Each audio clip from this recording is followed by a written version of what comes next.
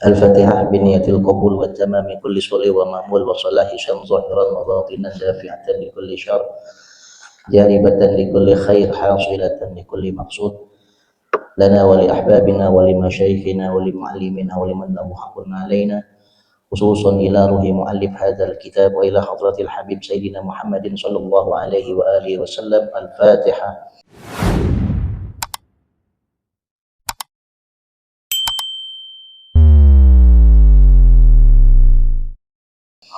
أعوذ بالله من الشيطان الرجيم. بسم الله الرحمن الرحيم.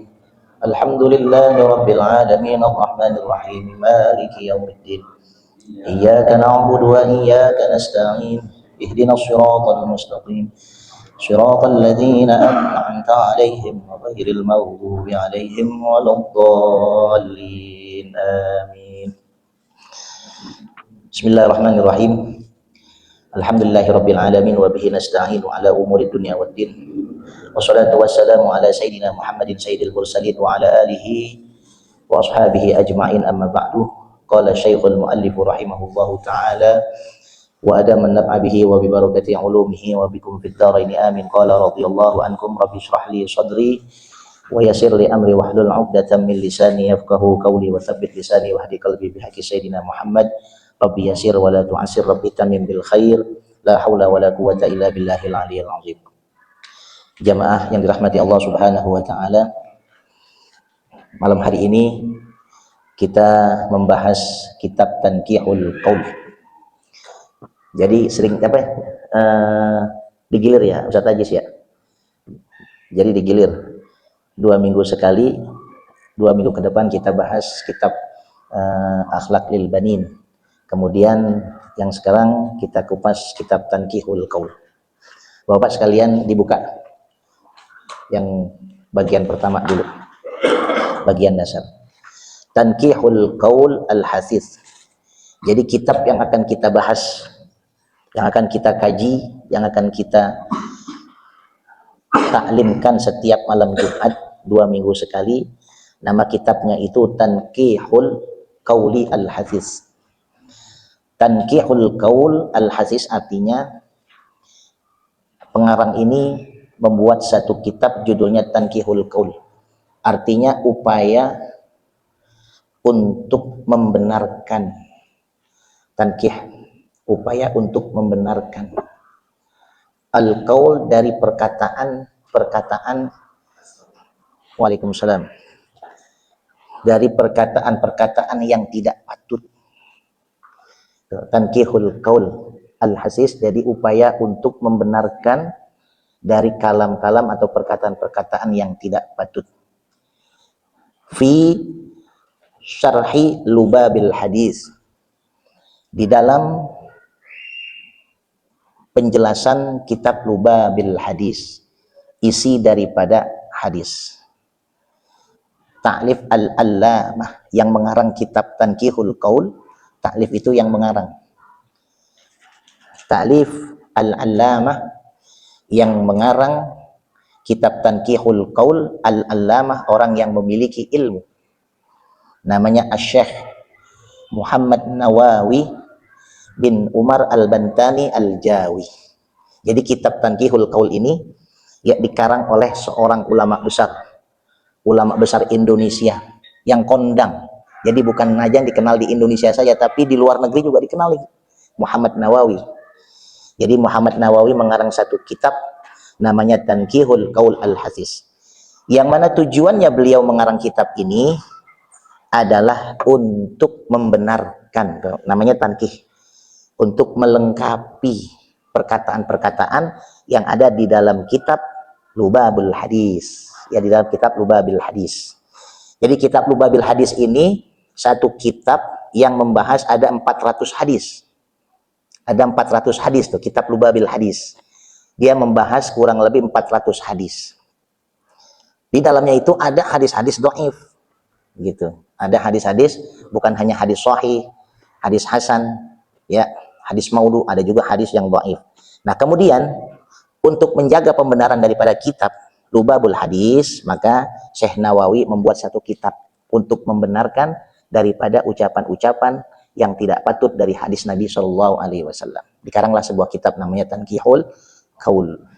Adapun kitab Lubabul Hadis, ya, dikarang oleh seorang ulama besar, ya, namanya Jalaluddin Abdurrahman. Itu ada tuh Matan Lubabul Hadis Al-Madhkurah, isi daripada kitab Lubabul Hadis yang terkenal lil hafiz, oleh seorang yang terjaga ilmunya, yang terjaga akhlaknya, namanya Imam Jalaluddin Abdurrahman Abi Bakar Ibnu Abi Bakar As-Suyuti. Jadi kitab Lubabul Hadis ini dikarang oleh Al-Allamah Al-Hafiz Imam Jalaluddin Abdurrahman Ibnu Abi Bakar As-Suyuti.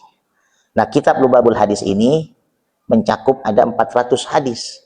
Yang tadi saya sampaikan, ada hadis sahih, ada hadis hasan, ada hadis dhaif, ada hadis maudhu. Kemudian untuk menjaga perkataan-perkataan Nabi, kemudian Syekh Nawawi membuat satu kitab namanya Tankihul Qaul untuk menjaga, membenarkan satu perkataan dari hadis Nabi Shallallahu Alaihi Wasallam. Kita buka halaman berikutnya. Baris ketiga ya Pak. Bismillahirrahmanirrahim. Alhamdulillahilladzi. Kalau yang di atas baris kedua, baris pertama dan kedua itu pembukaan. Kita langsung isinya saja. Bismillahirrahmanirrahim. Alhamdulillahilladzi ja'ala ahaditsan nabiyil mustafa fil ihtida. Dengan menyebut nama Allah yang maha pengasih lagi maha penyayang. Alhamdulillahilladzi, segala puji bagi Allah. Allazi, yang ja'ala, telah menjadikan ahaditsan nabiyil mustafa, yang telah menjadikan hadis-hadis Nabi al-Mustafa pilihan. Jadi ahadis itu bentuk jamak daripada hadis. Jadi segala puji bagi Allah yang telah menjadikan hadis-hadis Nabi al-Mustafa yang terpilih. Fil ihtida, di dalam memberikan satu petunjuk. Mislan nujumi, seperti bintang-bintang. Wa ashhadu an la ilaha illallah, dan aku bersaksi bahwa tidak ada Tuhan melainkan Allah. Wa anna Muhammadar Rasuluh, dan aku bersaksi bahwa Nabi Muhammad itu adalah utusan Allah. Allazi a'ta'u asraral ulumi, yang mana Nabi Muhammad sallallahu alaihi wasallam itu yang telah Allah berikan a'ta'u asraral ulumi, rahasia-rahasia dari seluruh ilmu-ilmu yang ada di muka bumi ini. Wassalatu wassalamu ala afdali khalqih, salawat dan salam kita haturkan ala afdali khalqih, terhadap makhluk yang paling utama, makhluk yang paling terpuji, makhluk yang paling baik, afdal. Kita masih bahas ini dulu muqaddimah ya Pak ya, muqaddimahnya dulu. Siapa itu makhluk yang paling mulia? Muhammadin, Nabi Muhammad sallallahu alaihi wasallam. Al-mab'utsu bil mu'jizati, yang mana Nabi Muhammad sallallahu alaihi wasallam Allah al-mab'uts, Allah bangkitkan, Allah utus bil mu'jizati, dengan berbagai macam mukjizat. Jadi Nabi Muhammad sallallahu alaihi wasallam Allah utus ke muka bumi ini, Allah berikan mukjizat.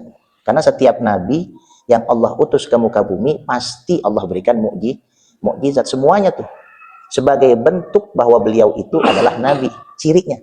Jadi kalau ciri nabi itu dan rasul pasti ada mukjizat. Nabi Muhammad juga begitu. Allah utus ke muka bumi pasti Allah kasih mukjizat. Paling banyak mukjizatnya Nabi Muhammad. Dari sekian nabi-nabi yang Allah utus dari zaman Nabi Adam sampai Nabi Muhammad tuh Nabi Muhammad yang paling banyak mukjizatnya. Yang terkenal mukjizat Nabi Muhammad sampai sekarang nggak hilang-hilang apa tuh Pak? Al-Quran. Nggak bisa tuh. Dulu pernah ada satu sekelompok manusia kemudian bekerja sama dengan syaitan, ingin menggantikan Al-Quran, kalimat-kalimatnya mau dirubah, tapi tetap nggak bisa. Al-Quran sampai sekarang, inna nahnu nazzalna dzikra wa inna lahu lahafizun, kata Allah. Allah jamin itu Al-Quran sampai sekarang itu nggak akan bisa tergantikan. Allah yang jaga, bukan kita. Meskipun ada upaya manusia untuk menghilangkan Al-Quran, ya, tapi karena Allah jaga, Al-Quran nggak bisa dihilangkan. Kemudian mukjizat Nabi Muhammad yang kedua apa Pak? Kita bicara dari yang terbesar nih. Mukjizat yang terbesar pertama Al-Quran, yang kedua Isra wal Mi'raj. Itu mukjizat tuh. Itu juga mukjizat Nabi Muhammad. Jadi ada 5 mukjizat Nabi Muhammad tuh yang terbesar yang Allah berikan. Banyak, tapi yang 5 yang termasyhur. Yang pertama Al-Quranul Karim, yang kedua Isra dan Mi'raj. Itu mukjizat juga tuh. Nggak ada satu orang manusia pun yang bisa seperti kisahnya Nabi Muhammad. Yang Allah berangkatkan dari Masjidil Haram sampai ke dari Masjidil Aqsa sampai ke Rafrafil Akbar. Paling tinggi tuh tingkatannya Rafrafil Akbar. Jadi di atas Lauhil Mahfuz ada namanya Rafrafil Akbar. Paling tinggi tuh. Ya, nggak ada satu manusia pun yang bisa melakukan perjalanan seperti Nabi Muhammad Shallallahu Alaihi. Satu malam lagi, cuman satu malam perjalanannya, nggak ada yang begitu. Kemudian mukjizat yang kedua, yang ketiga yang Allah berikan kepada Nabi Muhammad yang terkenal, Al-Quran. Kemudian Isra dan Mi'raj. Kemudian yang ketiga, Nabi Muhammad jarinya bisa membelah bulan. Itu mukjizat Nabi Muhammad yang terkenal yang ketiga. Jarinya bisa membelah bulan. Kan dikisahkan tuh. Ketika musuh abadinya Nabi Muhammad siapa namanya tuh? Yang diabadikan di dalam Al-Quran, Abu Lahab ya, Abu Jahal ya. Abu Jahal musuh abadinya tuh. Padahal pamannya sendiri itu.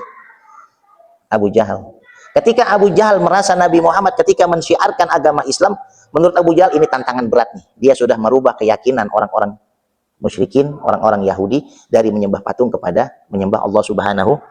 Ini tantangan berat kata Abu Jahal nih. Nabi Muhammad udah membawa ajaran baru, paham baru, sehingga orang-orang udah nggak mau lagi menyembah kepada berhala. Begitu. Udah kesel banget, kalau bahasa Betawi itu udah gedek banget tuh Abu Jahal sama Nabi Muhammad SAW. Udah gedek banget tuh, gitu. Kemudian segala upaya, daya dan upaya yang dilakukan oleh Abu Jahal untuk membunuh Nabi Muhammad nggak ada yang berhasil tuh. Kemudian suatu ketika Abu Jahal ngirim surat kepada Raja Syam, namanya Habib bin Malik. Namanya Raja Habib bin Malik. Dia ngirim surat tuh, Abu Jahal ngirim surat kepada Raja Syam namanya Habib bin Malik. Kata Abu Jahal, wahai sang raja, di negeri saya ada seorang anak muda namanya Muhammad. Dia sudah merubah kepercayaan nenek moyang kami. Sehingga mereka sudah tidak mau lagi menyembah kepada patung berhala. Mereka menyembah kepada Tuhannya Muhammad. Begitu. Nah, Habib bin Malik penasaran siapa itu namanya Muhammad. Datang dengan bawa pasukan si Habib bin Malik nih. Sampailah di depan gerbang pintu Mekah, di Abtok namanya. Jadi kalau kita pergi umroh tuh nanti ada Abtok namanya. Kampung Abtok namanya. Kemudian di situ Habib bin Malik menemui Abu Jahal. Kemudian kata Habib bin Malik, panggil Muhammad. Saya pengen kenal siapa sih itu Muhammad, begitu. Ini mukjizat, kita bicara mukjizat Nabi Muhammad. Panggil tuh Muhammad, siapa tuh Muhammad? Saya pengen tahu tuh siapa Muhammad. Pengen lihat kayak gimana sih potongannya, kalau orang Betawi bilang potongannya kayak bagaimana nih. Kemudian dipanggillah.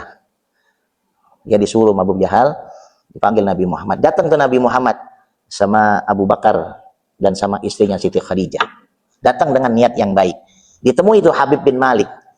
Kemudian kata Habib bin Malik, ya Muhammad, jika memang engkau adalah seorang nabi, tunjukkan mana mukjizat yang Tuhanmu berikan kepada engkau kalau memang engkau seorang nabi. Karena yang saya tahu, kata Habib bin Malik, setiap nabi atau rasul yang diutus itu pasti punya mukjizat. Coba, kata Habib bin Malik, kalau memang kau nabi, coba buktikan matahari yang lagi bersinar engkau tenggelamkan. Kau ganti dengan bulan, kemudian bulan itu engkau tundukkan, engkau turunin ke bumi.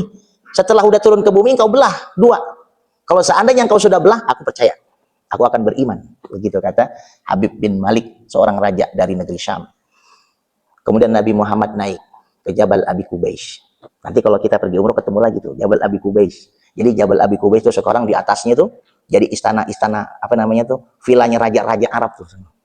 Raja-raja Arab tuh. Jadi kalau di seberang itu Gua Hiro, seberang sana tuh apa namanya, Jabal Abi Qubais. Gitu. Itu kelihatan tuh kalau kita lewatin tuh, kalau kita mau ke Gua Hiro tuh, nanti ngeliat habis Gua Hiro tuh nanti ke sana ketemu Padang Arafah tuh.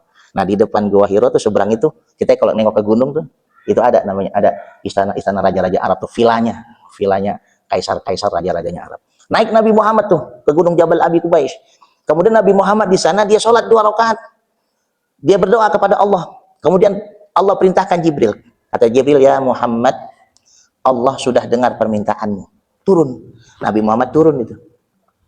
Ketika Nabi Muhammad turun, kemudian dengan perlahan-lahan matahari yang pada saat itu sedang bersinar panasnya berjalan, tenggelam. Kemudian bulan muncul. Ketika bulan muncul mengganti sinar matahari, kemudian bulan turun ke bumi. Ketika sampai di bumi, pas banget di atas kepala Nabi Muhammad SAW, bulan tersebut dibelah dua. Seluruhnya pada menyaksikan pada saat itu. Khalayak yang ada di situ pada menyaksikan, termasuk Abu Jahal menyaksikan. Habib bin Malik juga menyaksikan. Atas kuasanya Allah, kebesaran Allah, Nabi Muhammad bisa membelah bulan. Setelah dibelah bulan tersebut, Habib bin Malik minta, "Hai Muhammad, satukan kembali itu bulan yang udah engkau belah." Kemudian Nabi Muhammad satukan kembali. Begitu. Atas kuasanya Allah Subhanahu. Kemudian setelah disatukan, bulan itu kemudian naik lagi ke atas. Berganti lagi itu berjalan, matahari muncul lagi. Begitu. Khalayak yang ramai di situ, Abu Jahal berkata, "Itu adalah sihir." Begitu. Masih dianggap sihir, padahal udah segitu hebatnya tuh Nabi Muhammad melakukan apa yang diminta oleh Habib bin Malik. Tapi Habib bin Malik setelah melihat itu, dia meyakini, dia beriman kepada Nabi Muhammad SAW. Abu Jahal nggak beriman kepada orang, susah. Orang kalau di hatinya udah nggak demen sama orang, itu sebagai bukti. Biar kata orang itu berbuat baik sama kita, kalau orang itu udah nggak demen sama kita, udah susah udah. Makanya kan ada satu pepatah, kita berbuat baik di depan orang yang kita nggak demen, gitu ya, kebaikan itu tetap aja nggak akan dipandang, ya, tetap aja buruk, begitu. Makanya kalau kita sama orang yang kita nggak demen, biasa aja udah, nggak usah pakai kita tampakin kebaikan kita sama dia, biasa aja udah, begitu. Itu kayak Abu Jahal, begitu. Itu menjadi satu kisah, begitu. Nabi Muhammad segitu hebatnya, Abu Jahal masih juga nggak percaya. Nah, itu mukjizat yang ketiga. Mukjizat yang keempat yang Allah berikan kepada Nabi Muhammad, ya, sebagai bukti bahwa itu adalah kenabian dan kerasulan Nabi Muhammad. Yang keempat itu adalah tangannya Nabi Muhammad bisa keluar air. Tangannya Nabi Muhammad bisa keluar air, begitu. Airnya bisa diminum, bisa buat wudhu. Kalau tangan saya keluar air nggak bisa buat minum. Kasih. Lihat aja sih ya. Iya, sama. Jadi peristiwanya ketika lagi perang Hudaybiyah. Ketika lagi perang Hudaybiyah, seluruh kaum muslimin kehausan tuh, udah nggak ada air, begitu. Kemudian atas perintah Allah, kata Allah, "Hai Muhammad, engkau ambil satu tempat, satu wadah, taruh tangan kamu tuh di atas wadah tersebut." Keluar air dari tangan Nabi Muhammad. Keluar tuh dari tangan Nabi Muhammad air yang begitu banyak. Kemudian air tersebut dikasih minum tuh Nabi Muhammad kepada sahabat-sahabatnya yang sedang ikut berperang di Hudaybiyah. Semuanya pada minum, cukup kelebihan. Udah pada minum buat air wudhu lagi. Luar biasa tuh. Lagi perang Hudaybiyah, kehausan pasukan muslimin. Itu mukjizat yang keempat. Mukjizat yang kelima, kayu bisa jadi pedang. Kayu bisa jadi pedang. Itu yang kelima. Jadi kisahnya ketika lagi perang Badar, ada salah seorang sahabat Rasulullah yang bernama Ukasah bin Muhsin. Jadi Ukasah bin Muhsin ini lagi ikut berperang bersama Rasulullah di perang Badar, kemudian pedangnya itu patah. Pedangnya patah. Kemudian Rasulullah melihat, diambil ranting pohon. Kemudian dikasih itu ke Ukasah. "Hai Ukasah, pakai ini buat pengganti pedang kamu yang patah." Dikasih itu ke Rasulullah. Kayu bisa ngalahin pedangnya musuh. Luar biasa tuh. Rasulullah ambil kayu, dikasih sama Ukasah bin Muhsin. Ukasah bin Muhsin kemudian berperang melawan kafir Quraisy dengan kayu yang diambil oleh Rasulullah, dan pedang kayu itu bisa mengalahkan pedang-pedangnya orang kafir. Itu mukjizatnya Nabi Muhammad yang kelima. Jadi ada 5 tuh yang terkenal ya. Pertama Al-Quran, yang kedua Isra Mi'raj, kemudian yang ketiga bisa membelah bulan, yang keempat tangannya bisa keluar air, yang kelima kayu bisa jadi pedang. Kita lanjut. Wa ala alihi masabihid dalalati.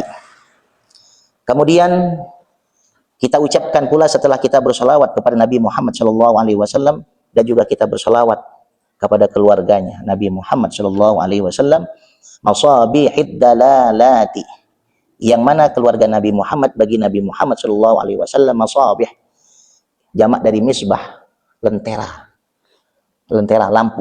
Ad-dalalati, bagaikan lentera yang memberikan petunjuk. Jadi lampu tuh bagi Nabi Muhammad kan selalu menerangi itu. Adanya di sekitar gitu kalau lentera tuh. Wa ashabihi anjumil hidayati, dan kemudian berselawat pula kepada para sahabat-sahabatnya Nabi Muhammad SAW, anjumil hidayah, yang mana para sahabatnya itu kata Nabi bagaikan bintang-bintang yang memberikan petunjuk. Jadi kalau keluarganya adalah bagaikan lentera yang selalu menerangi dekat dengan Nabi, kalau sahabatnya dianggap sebagai bintang-bintang. Amma ba'du, selanjutnya pengarang kitab melanjutkan. Fahadza, nah di atas itu kan muqaddimah tuh. Nah kemudian mulai masuk nih. Amma ba'du, selanjutnya. Fahadza syarhun ala lubabil hadis. Maka bermula ini kitab syarhun adalah merupakan syarah, penjelas ala lubabil hadis, terhadap kitab lubabil hadis, penjelas daripada kitab lubabil hadis yang dikarang oleh Al-Imam Jalaluddin Asy-Syuyuti. Ya. Jadi kitab Tankih ini dikarang oleh Imam Nawawi sebagai penjelas daripada kitab lubabil hadis. Lubabil hadis itu artinya isi daripada hadis-hadis, yang mana kitab lubabul hadis itu termaktub di dalamnya ada 400 hadis. Yang mana kitab lubabul hadis dikarang oleh Asy-Syaikh, seorang syekh guru besar, ya. Kalau di sana itu syekh guru besar. Kalau di kita syekh itu artinya orang tua. Syekh itu kan artinya orang tua, ya. Tapi kalau di sana itu bukan hanya orang tua, tapi memang dia di samping tua tapi juga guru besar. Al-allamah, yang memiliki ilmu yang tinggi. Al-fahamah, di samping dia memiliki ilmu tinggi, dia juga cepat memahami akan satu ilmu. Namanya Imam Jalaluddin Ibnu Al-Allamah Abi Bakrin As-Suyuti. Namanya pengarang kitab Lubabul Hadis ini namanya Imam Jalaluddin Ibnu Allamah, anak dari Al-Allamah, orang yang berilmu tinggi, namanya Abu Bakar As-Suyuti. Jadi bapaknya Jalaluddin adalah Abu Bakar As-Suyuti. Taghammadahullahu birahmatih. Semoga Allah Subhanahu wa taala taghammadahullahu birahmatihi. Semoga Allah Subhanahu wa taala melimpahkan birahmatihi, dengan rahmatnya.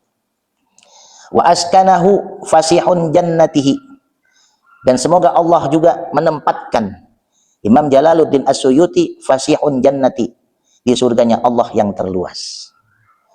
Sammaituhu, ya, kemudian kitab yang akan kita baca ini sammaituhu, namanya Tanqihul Qaul Al-Hasis fi Syarhi Lubabil Hadis. Namanya kitab Tanqihul Qaul. Artinya tanqih itu upaya membenarkan, upaya meluruskan. Al-Qaul dari perkataan-perkataan yang tidak patut, Al-Hasis yang tidak patut. Fi Syarhi Lubabil Hadis, di dalam menjelaskan kitab Lubabil Hadis, isi daripada hadis-hadis Nabi Muhammad sallallahu alaihi wasallam. Wallahu as'alu ay yaj'alahu khalisan liwajhihil karimi. Hanya kepada Allah, ya. Hanya kepada Allah. Imam Nawawi nih, dia berkata nih ketika beliau mengarang kitab ini, beliau minta sama Allah. Wallahu as'alu, hanya kepada Allah aku mohon. Ayyaj'alahu, semoga Allah Subhanahu wa taala menjadikan kitab yang aku karang ini khalisan, terwujud murni, terwujud dengan asli murni. Khalisan, terwujud murni. Jadi nggak ada sesuatu apapun tuh dia. Niatnya murni. Liwajhihil karim, untuk harapan kepada zat yang mulia. Liwajhihil karim, zat yang mulia, yaitu Allah Subhanahu. Wasababan, dan karena sebab itu, lil fauzi bi jannatin naimi, dan karena sebab itulah lil fauzi, berharap pula untuk mendapatkan keberuntungan, bi jannatin naim, dimasukkan ke dalam surga yang penuh dengan kenikmatan Allah Subhanahu wa taala. Kita masih bahas muqaddimahnya nih Pak ya. Memang begitu, kita kalau bahas kitab memang muqaddimahnya dulu. Begitu biar kita paham jadinya. Wa ayyahtimu li kitabihi bi khairin. Jadi ketika Imam Nawawi mengarang kitab ini, dia minta kepada Allah agar diberikan keridhaan dari Allah, dan kemudian dimasukkan ke dalam surga yang penuh dengan kenikmatan. Dan kemudian dia tutup kitab ini nanti di akhir, wa ayyahtima li kitabihi bi khairin, dan kemudian dia tutup di dalam menulis kitab ini bi khairin, dengan harapan mendapatkan kebaikan. Amin, amin. Wa'lam, ketahuilah, annal ba'itha fi kitabati hadha syarhi hajatal muhtajin ilaihi. Wa'lam, ketahuilah bahwasanya, kata Imam Nawawi, yang mendorong saya, yang membangkitkan saya, fi kitabati, di dalam menulis kitab ini, hadza syarhi, kitab syarah ini, hajatal muhtajin, karena ada satu kebutuhan orang-orang yang membutuhkan, ilaihi, kepada kitab ini. Fa inna hadzal kitaba katsirun at-tahrifu wat-tasrifu. Sesungguhnya kitab ini katsirun, banyak, at-tahrif, yang disimpangkan. Artinya disimpangkan itu disalahgunakan ya. Disimpangkan, disalahgunakan. Wat-tasrif, diselewengkan. Sama tuh, tahrif wa tasrif satu kalimat tuh. Disimpangkan, diselewengkan. Li adami syarhi, karena tidak adanya penjelas. Maksudnya kitab Lubabul Hadis itu sebelumnya banyak orang yang menyalahgunakan kitab itu. Karena di dalamnya kan banyak tuh, ada 400 hadis, ada salah satu di antaranya ada hadis dhaif, banyak disalahgunakan. Kemudian Imam Nawawi terdorong untuk menulis satu kitab syarah sebagai penjelas daripada kitab Lubabul Hadis. Wa ma'adzalika katsirun, demikian pula banyak, tazawalun nasi min ahlil jawatan, begitu pula banyak tadawula, yang sudah dicetak, diedarkan kitab ini oleh orang-orang Jawa. Kita nih maksudnya gitu ya. Udah banyak dicetak kitab ini oleh orang-orang Jawa, alaihi, atas kitab ini. Wa inni lam ajid, kata Imam Nawawi, wa inni lam ajid, aku tidak mendapatkan satupun naskhatan, satu salinan, sahihatan, yang benar. Meskipun kitabnya udah dicetak begitu banyak, tapi Imam Nawawi belum mendapatkan satu salinan yang asli, kata Imam Nawawi. Walam aqdir, alam di situ. Walam aqdir ala tashihihi, dan juga aku tidak mampu, tidak kuasa, ala tashihihi, untuk membenarkan. Seandainya dia udah dapat kitabnya, dia juga nggak mampu, Imam Nawawi, untuk membenarkan kitab tersebut, nggak mampu. Wastaifai, menjelaskan juga nggak mampu. Muradihi, atas kehendak orang yang sudah mengarang kitab Lubabul Hadis. Likusuri, karena kekurangan imam. Jadi orang tuh kalau yang pinter tuh dia selalu merasa dirinya tuh kurang. Itu orang yang bijak begitu. Padahal udah pinter banget Imam Nawawi, tapi dia merasa dirinya kurang aja. Takut ada kesalahan. Likusuri, karena kekurangan pemahaman saya di dalam menafsirkan, mentasahihkan kitab Lubabul Hadis. Illa anna ba'da syarra ahwanu mim ba'din. Hanya saja, kata Imam Nawawi, meskipun dia merasa ya ada banyak kekurangannya, kata Imam Nawawi, hanya saja anna ba'da syarra, bahwa sebagian keburukan itu ya ahwanu, lebih ringan, mim ba'din, daripada keburukan-keburukan yang lain. Wa hadzal kitab, dan adapun kitab ini, wa in kana fihi, dan jika ada di dalamnya, haditsun dhaifun, dan jika di dalam kitab ini nanti terdapat ada hadis yang dhaif, la yambagi ayyuhmala, maka tidak patut bagi kita untuk mengabaikan. Meskipun nanti ada hadis yang dhaif, kita nggak boleh tuh, nggak patut untuk mengabaikan, tetap ya kita pakai gitu. Jadi hadis dhaif itu, kalau orang-orang kan ada tuh sebagian ya di antara kita, kalau itu hadis dhaif kan nggak dipakai tuh. Ya hadis lemah katanya. Padahal dalam kitab ini Imam Nawawi tetap pakai, meskipun itu hadis dhaif, kalau memang bermanfaat pakai begitu. Pakai begitu, kata Imam Nawawi itu. Karena ada orang, ini hadis dhaif nih, makanya kalau kita ini ada nggak hadis, jangan begitu dah. Kita nggak hafal hadis ya. Kita bukan orang yang ahli hadis. Itu nggak ada hadis, jangan begitu. Meskipun ada hadis dhaif, kata ulama, tetap kita pakai. Begitu. Contohnya hadis dhaif. Kalau lagi bulan puasa kan ada yang bilang tuh, an-naumu, apa tuh? Tidur itu ibadah, begitu. Ya kan, an-naumu ibadah tuh. Tidur itu ibadah. Itu hadis dhaif tuh, udah. An-nazafah tuh, iya begitu. Jadi begitu. Kan itu hadis dhaif tuh. An-naumu ibadah tuh. Tidurnya orang yang puasa, an-naumu shaim ibadah tuh. Tidurnya orang puasa itu ibadah. Itu hadis dhaif tuh. Tapi kalau seumpama tidurnya tidur yang bagaimana, kata ulama, begitu. Itu hadis dhaif, tapi bagi kita ulama-ulama kita itu bisa dijadikan hujah, bisa kita pakai. Jadi tidurnya yang dikatakan ibadah itu tidurnya kalau kita kelelahan, lagi puasa, kita kerja, kemudian lelah nih tidur sebentar, kemudian kita semua nggak kerja, kemudian kita dagang, lagi dagang kelelahan, tidur sebentar. Yang nggak bagus itu kan kalau tidurnya dari pagi sampai maghrib begitu. Itu yang nggak bagus begitu. Itu bukannya puasa namanya begitu. Kalau iya tidur namanya, begitu ya. Puasa ditidurin namanya. Iya. Baik, kita lanjut. Sampai mana tuh? Wa hadzal kitabi, dan adapun kitab ini, wa in kana fihi, jika nanti kita dapati di dalamnya haditsun dhaif, ada hadis yang dhaif, hadis lemah, la yambaghi ayyuhmala, maka tidak boleh, artinya kita abaikan meskipun itu hadis dhaif.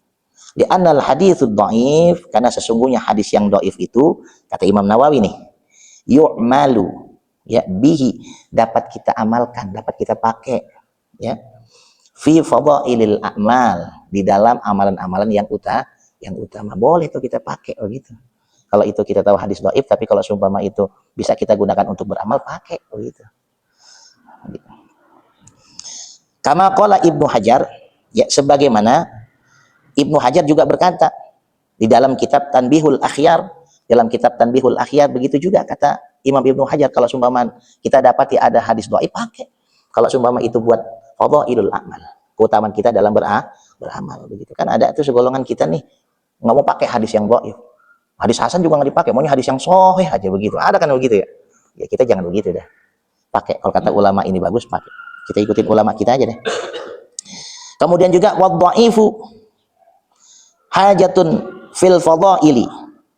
Dan kemudian hadis yang dhaif itu hajatun, menjadi satu kebutuhan fil fadhail, di dalam keutamaan-keutamaan kita untuk beramal kepada Allah Subhanahu wa taala. Bi ittifaqil ulama, yang mana semua itu meskipun ada hadis yang dhaif, bi ittifaqil ulama, semua itu boleh kita pakai karena kesepakatan para ulama kita tuh boleh pakai hadis yang dhaif begitu. Kalau ada hadis yang hasan lebih bagus kita pakai, apalagi ada hadis yang sahih bagus lagi kita pakai begitu. Tapi kalau seandainya nggak ada hadis yang dhaif nih, boleh kita pakai begitu untuk fadhailul amal, keutamaan kita beramal. Kama fi syarhil muhadzab wa ghairihi, sebagaimana juga dijelaskan di dalam kitab Syarah Muhadzab dan yang lain-lainnya. Wallahul musta'an, hanya saja Allah kita minta nih, semoga Allah Subhanahu wa taala musta'an, memberikan perlindungan, pertolongan. Wa alaihi tuklan, dan juga semoga Allah memberikan, ya, tuklan, tambahan ketakwaan kita, tawakalan kita kepada Allah. Wa alaihi tuklan, semoga kita bertambah tawakal kita kepada Allah Subhanahu. La haula wala quwata illa billahil aliyyil azim, semuanya itu kita serahkan deh sama Allah Subhanahu wa taala. La haula, tidak ada daya, wala quwata, dan juga tidak ada kekuatan, ya, bagi kita nih, illa billah, yang mana semuanya itu kita kembalikan kepada Allah Subhanahu al-aliyyil azim, yang mana Allah memiliki sifat yang maha tinggi, al-azim, dan juga yang maha agung. Baru dimulai nih. Bismillahirrahmanirrahim, dengan menyebut nama Allah yang maha pengasih lagi maha penyayang. Belum dimulai. Ai u'allifu fal ba'u, makna pengarang, makna yang dikarang daripada kalimat bismillahirrahmanirrahim. Fal ba'u, ba yang ada di kalimat bismillah itu, ya, bari'ul baraya. Bismillahirrahmanirrahim tuh ba-nya itu bari'ul baraya, artinya bari'ul baraya, Allah Subhanahu wa taala yang telah menciptakan makhluknya. Bari'ul baraya, ya, dengan menyebut nama Allah, ba-nya artinya yang telah menciptakan makhluknya, kita nih termasuk. Wasinu sattarul khotoya, dan huruf sin yang ada di kalimat bismillahirrahmanirrahim, sattarul khotoya, artinya yang menutup khotoya, seluruh kesalahan-kesalahan hambanya. Kalau kita punya salah, punya dosa, Allah tutup. Kalau Allah nggak tutup dosa kita, kelihatan tuh. Allah buktikan kalau Allah itu punya sifat sattar, itu ketika kita sholat tuh, duduk tawarruk tuh, habis sujud kan duduk tawarruk tuh ya. Kan ada doa yang kita baca tuh ya. Doanya gimana tuh? Rabbighfirli warhamni wajburni. Wajburni itu artinya tuh. Wajburni. Rabbighfirli, ya Allah ampunkanlah dosa-dosaku. Rabbighfirli warhamni wajburni. Warhamni, sayangilah aku. Wajburni, tutuplah aibku. Ya kan? Wajburni, tutup aibku. Warfa'ni, angkat derajatku. Warzuqni, berikan aku rizki. Wahdini, berikan aku petunjuk. Wa'afini, berikan aku kesehatan. Wa'fu anni, kemaafan. Begitu, maafin tuh. Kalau Allah sumpama enggak punya sifat sattar, kelihatan aib kita sama Allah. Banyak kalau seandainya Allah tampakkan aib kita, kesalahan kita banyak nih. Begitu. Kalau seandainya setiap kita melakukan satu kesalahan, Allah tampakkan di pipi nih. Satu kesalahan Allah tempel di sini. Besok kita buat lagi kesalahan, Allah tempelin lagi di sini. Lah iya banyak begitu. Lah muka dosa mulu ini begitu, tumpukan dosa mulu begitu. Malu kita. Makanya Allah punya sifat sattar, Maha menutup kesalahan-kesalahan manusia. Oleh karena itu kita harus bersyukur sama Allah tuh. Ya syukur sama Allah yang sudah menutup segala kesalahan-kesalahan kita. Dan doa yang kita baca ketika kita lagi duduk tawarruk tuh pelan-pelan, Pak. Rabbighfirli, santai kalau bisa, jangan buru-buru tuh. Rabbighfirli warhamni, pelan. Rabbighfirli warhamni wajburni warfa'ni warzuqni wahdini wa'afini. Santai bacanya tuh. Karena artinya maknanya bagus banget ya. Rabbighfirli, ampuni dosa-dosaku. Warhamni, sayangi aku. Padahal kita banyak dosanya tuh. Banyak dosanya, tapi kita minta disayang sama Allah. Wajburni, banyak dosa kita juga. Minta dihapus dosa kita, nggak ditampakin. Wajburni warfa'ni, udah dosa banyak, minta diangkat lagi derajat kita. Luar biasa Allah. Minta rezeki lagi. Habis warzuqni wahdini, minta petunjuk lagi.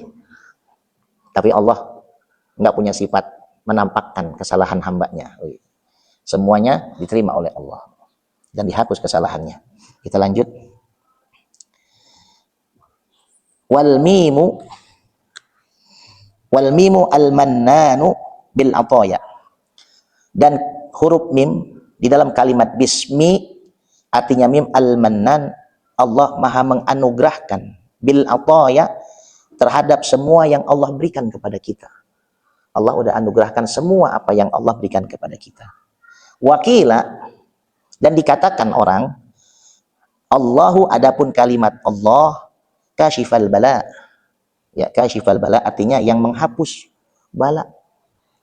Allah hapus bala kita tuh, cobaan. Ya, kashifal bala, Allah hapus cobaan-cobaan kita. Adapun war-Rahman, kalimat Rahman, mu'ti al-ataya. Sifat ar-Rahman itu yang Maha Pengasih. Artinya tuh mu'ti al-ataya, Allah memberikan seluruh nikmat yang Allah punya, Allah kasih kepada kita. Mu'ti al-ataya.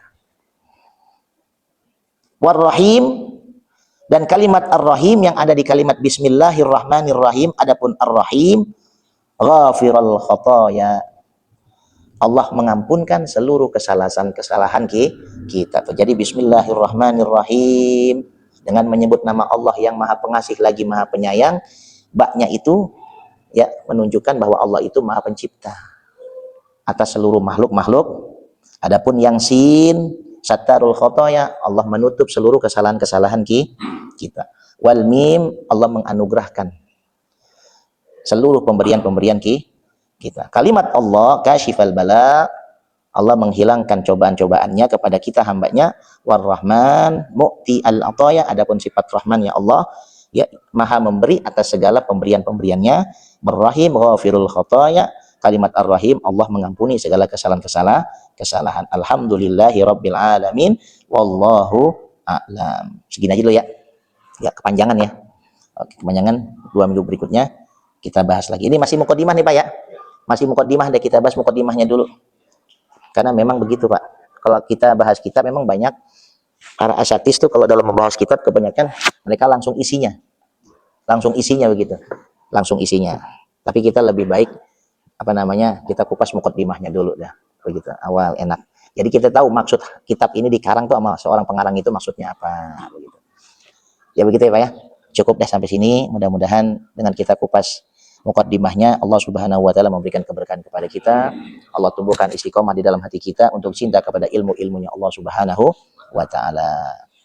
Al-Fatihah. A'udzubillahi minasyaitonirrajim. Bismillahirrahmanirrahim. Alhamdulillahirabbil alamin arrahmanir rahim. Iyyaka na'budu wa iyyaka nasta'in. Shiratal ladzina an'amta 'alaihim. ربنا ارزقنا بأننا ارزقنا وأننا أصرفنا على أصرفنا فتوب علينا توبة تغسل كل أوبة واذكر لنا الأوقات وآمن الروعات واغفر لوالدينا ربي وموتينا